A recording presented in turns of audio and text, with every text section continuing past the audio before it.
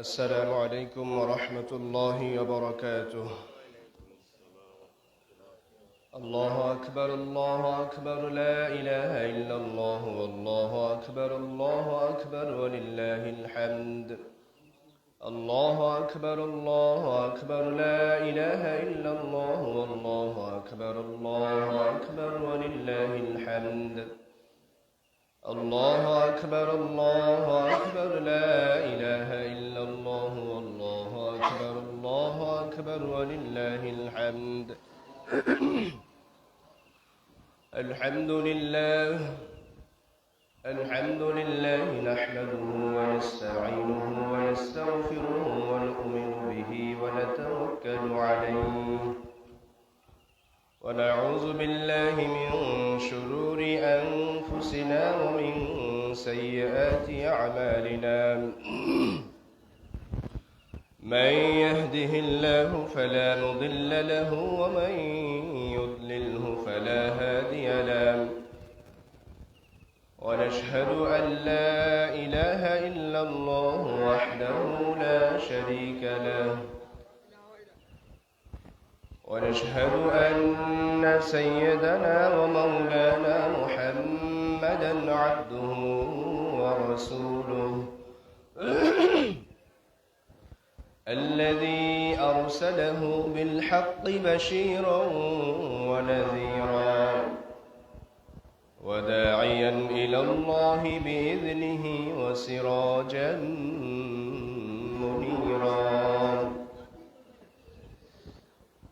أما بعد، فقد قال الله تعالى في كلامه المجيد والفرقانه الحميد: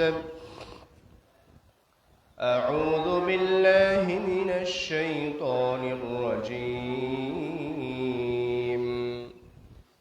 بسم الله الرحمن الرحيم. قد أفلح من تزكى وذكر اسم ربه فصلى.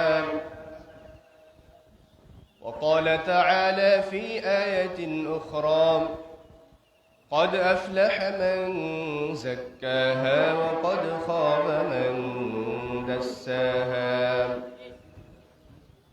قال النبي صلى الله عليه وسلم: من صام رمضان ثم أتبعه 6 من شوال كان كصيام الدهر، أو كما قال النبي عليه الصلاة والسلام: إن الله وملائكته يصلون على النبي، يا أيها الذين آمنوا صلوا عليه وسلموا تسليما.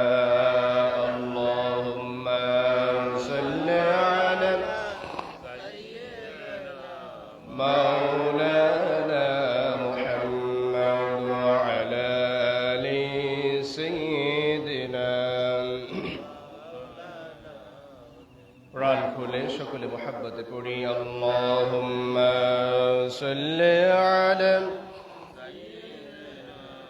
مولانا محمد وعلى آل سيدنا। दिन की सूरज डूब रही है, हम लोगों के सामने, रोज महशर का जवाब है मुस्तफा की सामने। अल्लाहुम्मा सल्ली अला मौलाना मुहम्मद वअला आलि सय्यिदिना मौलाना मुहम्मद। ला इलाहा इल्लल्लाह इल्लल्लाह, ला इलाहा इल्लल्लाह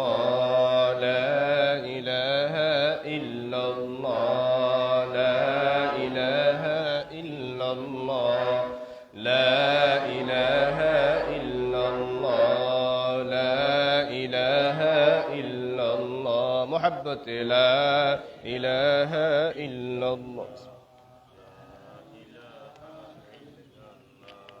لا إله إلا الله لا إله إلا الله لا إله إلا الله محمد رسول الله صلى الله عليه وسلم الحمد لله معزز محترم সম্মানিত মুসল্লিয়ান কিরাম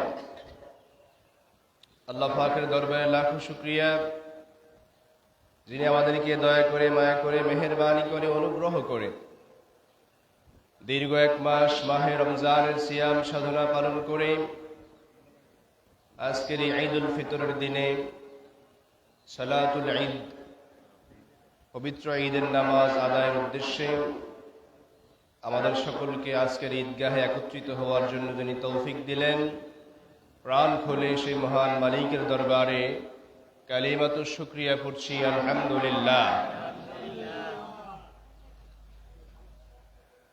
আল্লাহু আকবার লা ইলাহা ইল্লাল্লাহ আল্লাহু আকবার ওয়া লিল্লাহিল হামদ আল্লাহু আকবার লা ইলাহা ইল্লাল্লাহ আল্লাহু আকবার ওয়া লিল্লাহিল হামদ الله أكبر لا إله إلا الله والله أكبر ولله الحمد আমি এলাকাবাসীকে অনুরোধ করব যারা এখনো বাড়িতে আছেন ঈদের সালাতের জন্য এখনো প্রস্তুতি গ্রহণ করেন নাই আমরা সকলেই অতি দ্রুত প্রস্তুতি গ্রহণ করে ঈদগাহে চলে আসি। ইনশাআল্লাহ আমরা যথাসময়ে ঈদের নামাজ পড়ার চেষ্টা করব। আল্লাহ তাআলা আমাদের সবাইকে কবুল করুন করি আমিন।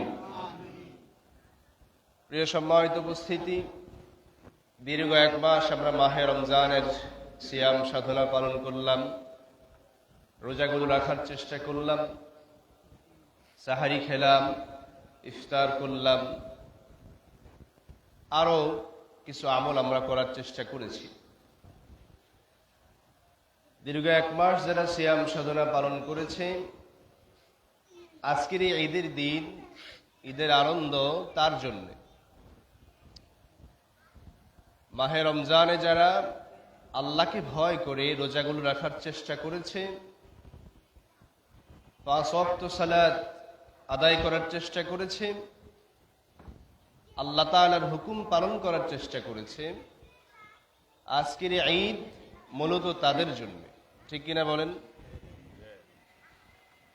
যারা আল্লাহর হুকুম পালন করে মাহে রমজানে রোজা করেছে, সিয়াম সাধনা পালন করেছে, আজকের ঈদ তার জন্য।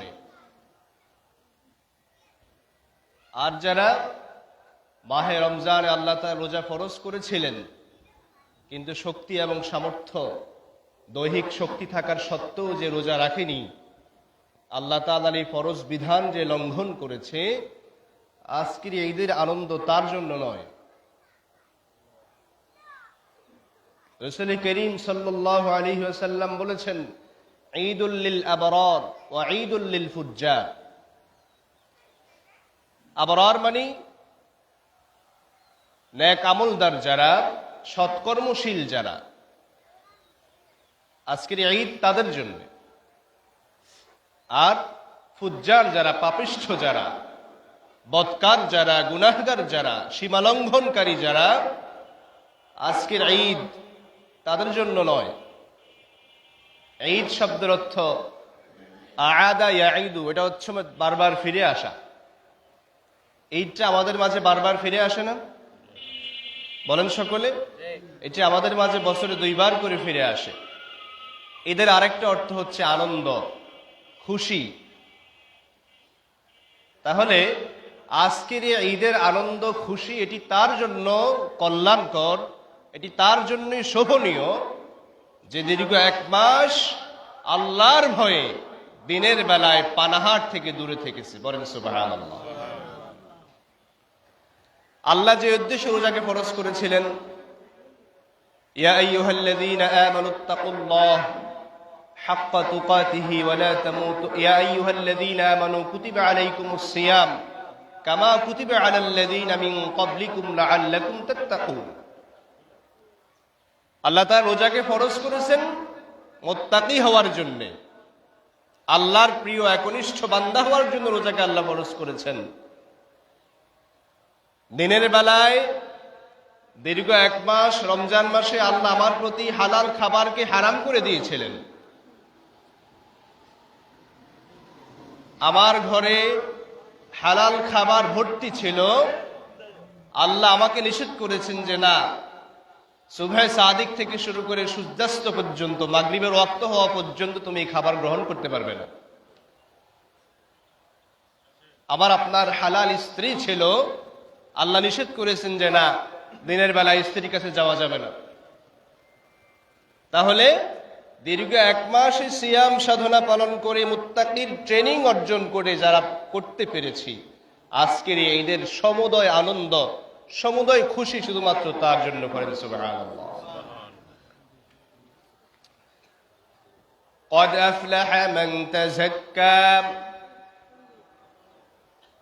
আল্লাহ তাআলা সুন্দর করে বলছেন কোরআনে, قد أفلح من تزكى সফল তো সেই অর্জন করবে, সফলতা তো সেই লাভ করবে যে দীর্ঘ 1 মাস সিয়াম সাধনা পালন করার মাধ্যমে, রোজাগুলো আদায় করার মাধ্যমে নিজের নফসকে পরিবর্তন করতে পেরেছে, পরিশুদ্ধ করতে পেরেছে, আল্লাহর প্রিয় বান্দা হওয়ার চেষ্টা করেছে। জোরে জোরে বলুন সুবহানাল্লাহ। এই 1 মাসের সিয়াম সাধনা শুধুমাত্র তারই জন্য যে আল্লাহর ভয়ে দিনের বেলায় যাবতীয় পানাহার পাপাচার থেকে দূরে থেকেছে। আজকের ঈদের আনন্দ এবং উল্লাস, এই খুশি, এটা শুধুমাত্র তার জন্য। ঈদের ইয়াউমুল ঈদ, এটাকে বলা হয় ইয়াউমুল ঈদ আই ইয়াউমুল জাযা। এটা হচ্ছে প্রতিদান দিবস, পুরস্কার দিবস। আমি আপনি দীর্ঘ 1 মাস রোজা রেখেছি, তারাবিহ আদায় করেছি, তাহাজ্জুদ পড়ার চেষ্টা করেছি, সাহারি করেছি, ইফতার করেছি, অপরকে ইফতার করিয়েছি, দান সদকা করেছি, সাদাকাতুল ফিতর আদায় করেছি, এবং কি যাকাত যাদের উপরে সামর্থ্য হয়েছে যাকাত আদায় করেছি, অনেকে উমরা আদায় করার চেষ্টা করেছে। এই সমুদয় দীর্ঘ 1 মাসের সকল আমলের সওয়াব আল্লাহ তাআলা আজকের ঈদের মাঠে দিবেন। করেন না সুবহানাল্লাহ। ইয়াউমুল জাযা বলা হয় এটাকে, প্রতিদান দিবসের দিন, প্রতিদান পাওয়ার দিন। আমি আপনি দীর্ঘ 1 মাস যতগুলো আমল করেছি, আল্লাহ তাআলা আজকে তার সওয়াব দান করবেন। আমরা জুমার সময় বলেছিলাম যে ঈদের দিনে কতগুলো সুন্নাহ আমল আছে। আল্লাহর হাবিব সাল্লাল্লাহু আলাইহি ওয়াসাল্লামা যে আমলগুলো করেছিলেন, এরকম কতগুলো সুন্নাহ সম্মত আমল আছে। তার মধ্যে অন্যতম একটি হচ্ছে ঈদের দিনে খুব তাড়াতাড়ি ঘুম থেকে উঠে সালাতুল ফজরটা, ফজরের নামাজটা জামাতের সাথে আদায় করা। কথা বুঝতে পেরেছেন কিনা? ঈদের দিনে সবচেয়ে বড় সুন্নাহ আমল হচ্ছে সালাতুল ফজর, ফজরের নামাজটা জামাতের সাথে আদায় করা। আমরা যারা আদায় করতে পেরেছি আলহামদুলিল্লাহ, যারা আদায় করতে পারি নাই তাদের জন্য বড়ই দুঃখনীয় একটি বিষয়। আমার সম্মানিত উপস্থিতি, মনে রাখবেন সালাতুল ফজর, 5 ওয়াক্ত সালাত, এটি আপনার জন্য ফরজ। আর আজকের ঈদের নামাজ, এটি আপনার জন্য ফরজ, এটা ওয়াজিব। কথা বুঝতে পেরেছেন কিনা? ঈদের নামাজটা হচ্ছে ওয়াজিব, ঈদের নামাজটা হচ্ছে ওয়াজিব, আর ফজরের নামাজটা ছিল ফরজ। সুতরাং আমরা যারা এই বিষয়ে গাফলতি করি, আমাদের সবাইকে একটু শিক্ষা, একটু খেয়াল করা দরকার।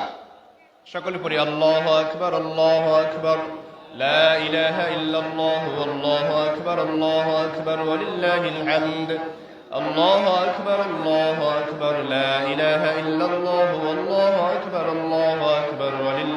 الحمد الله أكبر لا إله إلا الله والله أكبر ولله الحمد আমরা যারা বাড়ি থেকে আসছি সকলেই তাকবীর বলতে বলতে উচ্চ আওয়াজে আমরা সকলেই তাকবীর পড়তে পড়তে আসব আল্লাহু আকবার লা ইলাহা ইল্লাল্লাহু ওয়াল্লাহু আকবার ওয়ালিল্লাহিল হামদ আল্লাহু আকবার লা ইলাহা ইল্লাল্লাহু ওয়াল্লাহু আকবার ওয়ালিল্লাহিল হামদ। প্রিয় সম্মানিত উপস্থিতি, তাহলে আল্লাহ তাআলা বলেছেন কদ আফলাহা মান তাযাক্কা, সেই হচ্ছে সফল যে দীর্ঘ এক মাস সিয়াম সাধনা পালন করে নিজের আত্মা নিজের নফসকে পরিশুদ্ধ করতে পেরেছে, বিশুদ্ধ করেছে। আল্লাহ তাআলা তার বিষয়ে বলেছেন সে হচ্ছে সফল কাম। জোরে করেন সুবহানাল্লাহ। এরপর আল্লাহ কি বলেছেন? অকদ খাবা মান দাসসাহা, আর সে হচ্ছে ব্যর্থ, সে হচ্ছে অসফল যে নিজের নফসকে পরিশুদ্ধ করতে পারল না। মাহে রমজানের সিয়াম সাধনা পালন করার মাধ্যমে আল্লাহ পাকের কাছ থেকে নিজের গুনাহগুলো মাপ নিতে পারল না, সে হচ্ছে ব্যর্থ। জোরে করেন নাউজুবিল্লাহ। এই জন্য নবী সাল্লাল্লাহু আলাইহি সাল্লাম বলেছেন, আল্লাহর নবী তা ধ্বংস কামনা করেছেন যে মাহে রমজান পাওয়ার পরেও নিজের গুনাহগুলো মাপ নিতে পারল না, আল্লাহর নবী নিজে তার ধ্বংস, তার জন্য জাহান্নাম কামনা করেছেন। বলেন নাউজুবিল্লাহ। প্রিয় হাজিরিন, আজকের ঈদের দিনে, একটি পবিত্র দিনে, একটি বরকতময় দিনে আমাদের সবাইকে এটি চিন্তা করতে হবে, দীর্ঘ এক মাস সিয়াম সাধনা পালন করার মাধ্যমে আমি কি আল্লাহর প্রিয় বান্দা হতে পেরেছি কিনা, আমার গুনাহগুলো মাফ হলো কিনা। এটি আমাদের জন্য একটি চিন্তার বিষয়, একটি বুঝার বিষয়, একটু উপলব্ধি করার বিষয়, একটু মুহাসাবা করার বিষয় হচ্ছে এটি। মাহে রমজান আসলো আর গেল, এইভাবে আমাদের জীবন থেকে কতগুলো বছরে মাহে রমজান রোজা চলে গেল। যাদের বয়স 40, 50, 60 বছর, আপনার জীবন থেকে 60টা বছর রোজা চলে গেছে। এইভাবে আমার আপনার জীবন থেকে মাহে রমজানের রোজা আসবে আর যাবে, কিন্তু আমার জীবন কি পরিবর্তন হবে না? আমার জীবনটা কি পরিবর্তন করার দরকার আছে কিনা বলেন ভাইরা আমার? মাহে রমজানের ছাঁচে, মাহে রমজানের রঙে বাকি 11 মাস ওইভাবে আমার জীবনটাকে সাজাতে হবে। আমরা এই কথাগুলো বারবার বলে আসছি, এটি আপনাদের কাছে বিরক্তিকর হতে পারে, কিন্তু কথা হচ্ছে এগুলোই, মূল আলোচনা, মূল টপিক হচ্ছে এগুলোই, যে মাহে রমজানে আপনি যেভাবে আল্লাহর হুকুম পালন করার চেষ্টা করেছেন, ওইভাবে বাকি 11 মাস যদি আল্লাহর হুকুমে জীবনকে সাজাতে পারেন, নিজের জীবনকে পরিচালনা করতে পারেন, ইনশাআল্লাহ আল্লাহ তাআলা আমার আপনার জন্য যে জান্নাত রেখেছেন, ইনশাআল্লাহ আমরা সেই জান্নাতের মালিক হব। পড়েন সুবহানাল্লাহ। মাহে রমজান, ঈদ উল ফিতর, এর পরবর্তী সময়ে, রমজান পরবর্তী সময় আমাদের কি কি করণীয় আছে। আমি জুমার দিনে বলেছিলাম যে ঈদের চাঁদ ওঠার পরপরেই আমরা মাহে রমজানের দীর্ঘ এক মাস যে পবিত্রতার জীবন ছিল, যে একটি জান্নাতি পরিবেশ ছিল, যে একটি সুন্দর পরিবেশ ছিল, ঈদের চাঁদ ওঠার পরপরই সব বরবাদ হয়ে যায়। ঠিক কিনা বলেন? ঈদের চাঁদ ওঠার মাগরিবের পরপরই ওই মাহে রমজানের এক মাসের সকল কার্যক্রম এক চাঁদ রাতে সব শেষ হয়ে যায়। আমার ভাইয়েরা, সম্মানিত উপস্থিতি, মাহে রমজান আমাদের কাছ থেকে বিদায় নিয়ে চলে গেছে। যদি আল্লাহ আমাদেরকে হায়াতে বাঁচিয়ে রাখেন, আবার আগামী 1 বছর পরে পেতেও পারি, নাও পেতে পারি। ঠিক কিনা বলেন? আমরা এমন একজন বান্দা এখানে কেউ নাই যে বুকে হাত দিয়ে বলতে পারবো যে আমি আগামী বছর রমজান পাবো। কেউ কি বলতে পারবেন এটা? আপনি আপনার দুই পাশে তাকিয়ে দেখেন, চতুর্দিকে তাকিয়ে দেখেন, গত রমজানে আজকের ঈদের দিনে অনেকে ছিল, কিন্তু তাদের মধ্যে আজকে অনেকে কবরে চলে গেছে। ঠিক কিনা ভাইয়েরা আমার? আপনার ভাই, আপনার বাবা, আপনার মুরব্বী, আপনার সহবয়সী, আপনার আত্মীয়, আপনার প্রতিবেশী, এদের মধ্যে অনেকেই আজকে কবরে চলে গেছে। তাহলে আমি আপনিও হতে পারি এই রমজান, এই ঈদ আমার জীবনের শেষ ঈদ হতে পারে। যদি আল্লাহ তাআলা আমাদের উপরে এমন সিদ্ধান্ত দিয়ে রাখেন, আমরা আল্লাহর কাছে কায় মনোবাক্যে দোয়া করছি, মিনতি করছি, আরজি করছি, আল্লাহ যেন মাহে রমজানের দীর্ঘ 1 মাসের সমুদয় ন্যাক আমলগুলো কবুল করেন আমিন। এবং আল্লাহ তাআলা যেন আমাদের দীর্ঘ সারা জীবনের সমস্ত গুনাহ খাতাগুলো মাফ করে দেন, করেন আমিন। প্রিয় হাজিরিন, মাহে রমজান চলে যাওয়ার পরবর্তী সময় আমাদের কিছু করণীয় থাকে, কিছু আমল করার চেষ্টা করতে হয়। তার মধ্যে 1 নম্বর হচ্ছে, মাহে রমজানে আপনি যেভাবে আজানের সাথে সাথে মসজিদে আসার চেষ্টা করেছেন, মাহে রমজান চলে যাওয়ার পরেও আপনি বাকি সময়গুলো আজানের সাথে সাথে জামাতে আসার চেষ্টা করব ইনশাআল্লাহ। মাহে রমজান যেভাবে আমি নামাজ পড়ার চেষ্টা করেছি জামাতের সাথে, রমজান চলে যাওয়ার পরেও আমি বাকি জীবনটা এইভাবে মাহে রমজানের মতোই আজানের সাথে সাথে জামাতে আসার চেষ্টা করব ইনশাআল্লাহ। করবেন তো ইনশাআল্লাহ? ভাই, 1 নম্বর আমল। 2 নম্বর হচ্ছে, মাহে রমজানে যেমন আমরা ফরজ রোজা রেখেছি, এটি ফরজ রোজা ছিল 1 মাস। কি ছিল বলেন? ফরজ ছিল। কি ছিল বলেন? ফরজ রোজা ছিল 1 মাস। 12টি মাসের মধ্যে আল্লাহ মাত্র 1টি মাস আমাকে ফরজ রোজা রাখার জন্য বলেছেন। তারপরও আমরা কত অজুহাত দিয়ে এই রোজাগুলো ছেড়ে দিই, ঠিক কিনা বলেন? ভাইরা আমার, 2 নম্বর হচ্ছে মাহে রমজান পরবর্তী করণীয়। মাহে রমজান যেমন ফরজ রোজা থাকার চেষ্টা করেছি, মাহে রমজানের পরে এই শাওয়াল মাস, এই মাসে আরেকটি গুরুত্বপূর্ণ আমল হচ্ছে 6টি রোজা। কয়টি রোজা বলেন? এটাকে শাওয়াল মাসে 6 রোজা বলা হয়। নবী আমার ইরশাদ করেছেন, মান সামা রমাদানা, যে ব্যক্তি রমজান মাসে রোজা রাখলো, যে ব্যক্তি রমজান মাসে কি রাখলো?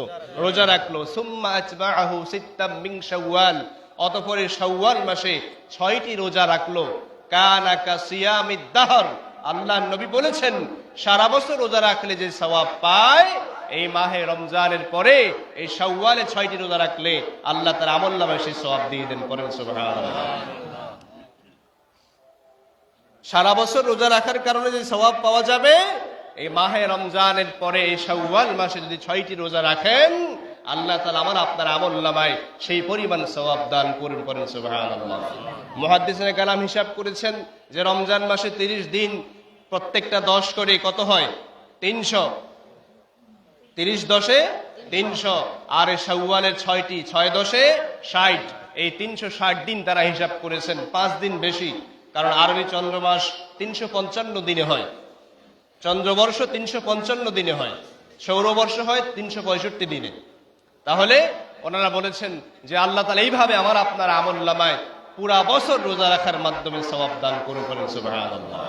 সুতরাং আমরা সকলেই মাহে রমজান বিদায় নেওয়ার পরে এই মাসে, এই শাওয়াল মাসে, আজকের দিন বাদ দিয়ে, যেহেতু আজকে ঈদের দিন রোজা রাখা যায় না, ঈদের দিন রোজা রাখা হারাম, সুতরাং আজকের পরে এই বাকি 1 মাস যে সামনে আছে, এই 1 মাসের মধ্যে আপনি 6টি রোজা রাখার চেষ্টা করবেন ইনশাআল্লাহ। করবো তো ইনশাআল্লাহ? এটা হচ্ছে 2 নাম্বার, মাহে রমজানের পরে শাওয়ালে 6টি রোজা রাখা। 3 নাম্বার হচ্ছে সাপ্তাহিক কিছু রোজা রাখার চেষ্টা করা। আল্লাহর হাবিব সাল্লাল্লাহু আলাইহি ওয়াসাল্লাম সপ্তাহের 2 দিন রোজা রাখতেন, সোমবার আর বৃহস্পতিবার রোজা রাখতেন। সোমবার আর কি বার?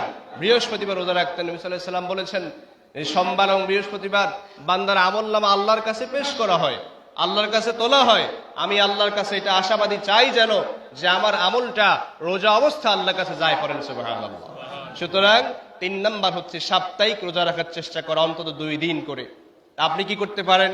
এই শাওয়াল মাসের 6টি রোজা আপনি 3 সপ্তাহ রাখলে, সোমবার বৃহস্পতিবার রাখলে আপনি ডাবল সওয়াব পেয়ে গেলেন। সুবহানাল্লাহ। সাপ্তাহিক রোজা রাখার সওয়াব পেয়ে যাবেন, আর ওদিক দিয়ে শাওয়াল মাসের রোজা রাখার সওয়াব হয়ে যাবে। এটা করতে পারেন। 3 নাম্বার হচ্ছে প্রতি চন্দ্র মাসে, আরবি মাসে 3 দিন রোজা রাখার চেষ্টা করা, 13, 14 এবং 15 তারিখ, এটাকে আইয়ামে বীজ বলা হয়। এই 3টা রোজা রাখার চেষ্টা করা। আল্লাহর হাবিব সাল্লাল্লাহু আলাইহি ওয়াসাল্লাম তার গোটা জীবদ্দশায়, গোটা হায়াত তৈয়বার মধ্যে আল্লাহ নবী কখনোই আমলটা ছাড়েন নাই। প্রতি চন্দ্র মাসে 3 দিনের রোজা নবী কখনো কি ছাড়েন নাই। আমরা সকলেই রাখার চেষ্টা করব ইনশাআল্লাহ। বলেন আল্লাহু আকবার, আল্লাহু আকবার, লা ইলাহা ইল্লাল্লাহু, আল্লাহু আকবার, আল্লাহু আকবার, ওয়ালিল্লাহিল হামদ, আল্লাহু আকবার, আল্লাহু আকবার, লা ইলাহা ইল্লাল্লাহু, আল্লাহু আকবার, আল্লাহু আকবার, ওয়ালিল্লাহিল হামদ। 4 নাম্বার হচ্ছে আমরা মাহে রমজানে যেমন দান সদকা করেছি, সদকাতুল ফিতরা আদায় করেছি, যাদের উপর যাকাত সাব্যস্ত ছিল, ফরজ ছিল, আমরা কিছু দান সদকা মাহে রমজানের পরেও এটা জারি রাখবো। রাখবেন তো ইনশাআল্লাহ? মাহে রমজানের পরেও কিছু দান সদকা জারি রাখবেন, মসজিদে দান করবেন, আত্মীয় স্বজনকে দিবেন, প্রতিবেশীর খোঁজ খবর রাখবেন, এইভাবে দান সদকা অব্যাহত রাখবেন। 5 নাম্বার হচ্ছে মাহে রমজানের শিক্ষা অনুযায়ী মাহে রমজান যেভাবে আপনি জীবনকে পরিচালনা করেছেন, বাকি জীবনটা ওইভাবে পরিচালনা করার চেষ্টা করবেন ইনশাআল্লাহ। এই মাহে রমজান পরবর্তী এই হলো সংক্ষিপ্ত কিছু আমল।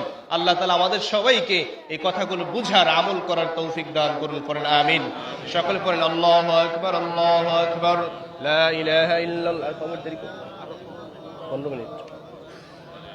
ولله الحمد، الله أكبر، الله أكبر، لا إله إلا الله، والله أكبر، الله أكبر، ولله الحمد، الله أكبر، الله أكبر، لا إله إلا الله، والله أكبر، الله أكبر، ولله الحمد، الله أكبر، الله أكبر، لا إله إلا الله، والله أكبر، الله أكبر، ولله الحمد، الله أكبر، الله أكبر، لا إله إلا الله، والله أكبر، الله أكبر، ولله الحمد। সম্মানিত উপস্থিতি, ঈদের দিন আমাদের জন্য কিছু করণীয় এবং বর্জনীয় আছে। আমি একটু আগে বলেছিলাম যে ঈদের চাঁদ ওঠার পরপরই আমরা মাহে রমজানের সম্পূর্ণ পরিপন্থী আমল আমরা শুরু করে দিই। যেভাবে মাহে রমজানে আমরা আমল করার চেষ্টা করেছি বা যতটুকু সীমার মধ্যে ছিলাম, ঈদের চাঁদ ওঠার পরপরই আমরা সীমা অতিক্রম করে ফেলি, সীমা লঙ্ঘনমূলক কাজ করে ফেলি। 1 নম্বর সীমা লঙ্ঘনমূলক কাজ কি? ঈদের চাঁদ ওঠার পরপরই বিভিন্ন জায়গায় বিকট শব্দে গান বাদ্য বাজা শুরু হয়ে যায়। কথা কি ভুল বলেছি আমি? বাস্তব কিনা? ঈদের চাঁদ ওঠার পরপর, ঈদের দিন থেকে শুরু করে, ওই চাঁদ রাত থেকে শুরু করে বিভিন্ন জায়গায় যুবক ভাইয়েরা বিভিন্ন জায়গায়, বাড়িতে বাড়িতে, ঘরে ঘরে বিকট আওয়াজে উচ্ছৃঙ্খল শব্দ বাজিয়ে গান বাদ্য শুরু করে দেয়। এটি কি মাহে রমজানের শিক্ষার সঙ্গে যায় বলেন? এটি কি মাহে রমজানের সঙ্গে যায় বলেন? আপনি দীর্ঘ 1 মাস যেভাবে সিয়াম সাধনা পালন করলেন, এই চাঁদ ওঠার পরপরই আপনি সবকিছু ভুলে গেলেন। ইস্তিমাইল মালাই ফুসুকুন ওয়া তালাজ্জুজু বিহা কুফরুন। নবীজি বলেছেন গান বাদ্য শোনা হচ্ছে ফাসিকি কাজ, আর এই গান বাদ্য শুনে নিজের মধ্যে শান্তি লাগা, মস্তি মারা, এটা হচ্ছে কাফিরি কাজ। জোরে কর নাউজুবিল্লাহ। গান বাদ্য শোনা ফাসিকি, আর এই গান বাদ্য শুনে যার মধ্যে মজা লাগে, যার মধ্যে তৃপ্তি আসে গান শোনার সঙ্গে, গানের তালে তালে নিজেকে দুলিয়ে দেয়, এটা হচ্ছে কাফিরি কাজ। জোরে পড়েন নাউজুবিল্লাহ। সুতরাং এই যে গান বাদ্য আপনি বাজাচ্ছেন, অশ্লীলতা করছেন, এটি রমজানের এই পবিত্র মাসের সঙ্গে এটি যায় না। 1 নম্বর সীমালঙ্ঘনমূলক কাজ। 2 নম্বর বেপরদা বেহায়াপনা শুরু হয়ে যায়, অশ্লীলতা শুরু হয়ে যায়। ঈদের চাঁদ রাতে সারা রাত ধরে মার্কেটে ঘুরে বেড়ায়, বেপরদায় রাস্তাঘাটে ঘুরে বেড়ায়। ঠিক কিনা বলেন? তাহলে এই যে কাজগুলো আমরা করছি, এটি তো আল্লাহর নবীর শিক্ষার সঙ্গে যায় না। আল্লাহর নবী ঈদের দিনে শরীয়ত সম্মত খেলাধুলা করতে বলেছেন। শরীয়ত যেগুলো জায়েজ করেছে আপনি ওই ধরনের আনুষ্ঠানিকতা করবেন। ঈদের দিনে আত্মীয় স্বজনদের খোঁজখবর রাখবেন, সবার সাথে কুশল বিনিময় করবেন, শরীয়ত সম্মত একটু উদযাপন করবেন, শরীর চর্চা করবেন, খেলাধুলা করবেন। যেগুলো আপনাকে শরীয়ত বেঁধে দিয়েছে, ওই বাধার মধ্যে থেকে আপনি ওই কাজগুলো করবেন। এর বাহিরে যাওয়ার সুযোগ নেই ভাই, এর বাহিরে যাওয়ার সুযোগ নাই। আমি আপনি মন যেমনে চায় সেভাবে করার সুযোগ নাই। মন যা চায় তা করতে পারেন না আমরা, কারণ আমাকে আপনাকে একদিন সে আল্লাহর সামনেই দাঁড়াতে হবে, সে আল্লাহর সামনে দাঁড়িয়ে হিসাব দেওয়া লাগবে। সুতরাং মন যা চায় তাই করলাম, ওইভাবে জীবনটা অতিবাহিত করে ফেললাম, এটি আমার আপনার জন্য মোটেই শোভনীয় নয়। একজন মুসলিম শব্দের অর্থই তো আত্মসমর্পণকারী। মুসলিম শব্দের অর্থ হচ্ছে আত্মসমর্পণকারী, যে আল্লাহর সামনে নিজেকে আত্মসমর্পণ করে দেয়, সারেন্ডার করে দেয়, তাকে বলা হয় মুসলিম। করেন সুবহানাল্লাহ। ইযা ক্বালা রাব্বুহু আসলিম ক্বালা আসলামতু লিরাব্বিল আলামিন। যখন তাকে বলা হয় তুমি ইসলাম গ্রহণ করো, তখন সে বলে আসলামতু লিরাব্বিল আলামিন, আমি আমার প্রভুর সামনে নিজেকে আত্মসমর্পণ করে দিলাম। সুবহানাল্লাহ। মুসলিম নিজের মন যা চায় তা করতে পারে না, নিজের ইচ্ছা মতো জীবনযাপন সে করতে পারে না, সেই সুযোগ তাকে দেওয়া হয়নি। তাকে একটি কিতাব দিয়ে দেওয়া হয়েছে, আল কোরআন আল কারীম। তাকে আল্লাহর নবীর সিরত দেখিয়ে দেওয়া হয়েছে, কোরআনে কারীম তাকে দিয়ে দেওয়া হয়েছে। কোরআন অনুযায়ী সে জীবনকে পরিচালনা করবে, নবীর সুন্নাহ অনুযায়ী জীবন পরিচালনা করবে। এটি হচ্ছে মুসলিমের চরিত্র হওয়া লাগবে এরকম। মুসলিম মন যা চায় তা করতে পারে না। আমার ভাইয়েরা, মন যা চায় আমরা তাই তো করলাম এক মাস। একটু আগে বললাম, যা রোজা রাখার সামর্থ্য ছিল, রোজা রাখার শক্তি ছিল, কিন্তু রোজা রাখে নাই। দিনের বেলায় লুকিয়ে লুকিয়ে খাবার গ্রহণ করেছে, পানাহার করেছে, ধূমপান করেছে। এটি তো আর করা উচিত ছিল না, কারণ সে তো একজন মুসলিম, সে তো একজন ইমানদার। ইয়া আইয়ুহাল্লাযীনা আমানু কুতিবা আলাইকুমুস সিয়াম, আল্লাহ ইমানদারকে বলেছেন, হে ইমানদার, তোমার উপর রোজা ফরজ করা হয়েছে। সুতরাং সে নিজেকে মুসলিম দাবি করে কিভাবে দিনের বেলায় প্রকাশ্যে সে পানাহার করলো? এই যে মাহে রমজান সিয়াম সাধনা ফরজ করার পরেও, ফরজ হওয়ার পরেও যে দিনের বেলায় প্রকাশ্যে খাবার খেলো, ধূমপান করলো, পানাহার করলো, সে কি মুসলিম থাকতে পারে বলেন? আপনারা বলেন সন্দেহ আছে, সে কি মুসলিম থাকতে পারে বলেন? না। আল্লাহ বলেছেন, ইয়া আইয়ুহাল্লাযীনা আমানু, হে ঈমানদারেরা, কুতিবা আলাইকুমুস সিয়াম, তুমি যেহেতু ঈমানদার, তোমার প্রতি রোজা ফরজ করা হয়েছে। বলেন না সুবহানাল্লাহ। রোজা আল্লাহ ফরজ করেছেন ঈমানদারের প্রতি, কোনো বেঈমানের প্রতি আল্লাহ রোজা ফরজ করেন নাই। সুতরাং যে রোজা রাখেন এই রমজান মাসে, শক্তি সামর্থ্য থাকা সত্ত্বেও, দৈহিক শক্তি থাকা সত্ত্বেও যে রোজা রাখে নাই, সেই ঈমানদারের পরিচয় দিতেই পারে না। ঠিক কিনা বলেন? সেই ঈমানদারের পরিচয় দিতে পারে না, তো তার ঈমানদারের পরিচয় তার কোনো অধিকার নেই। এরপরে নামাজ।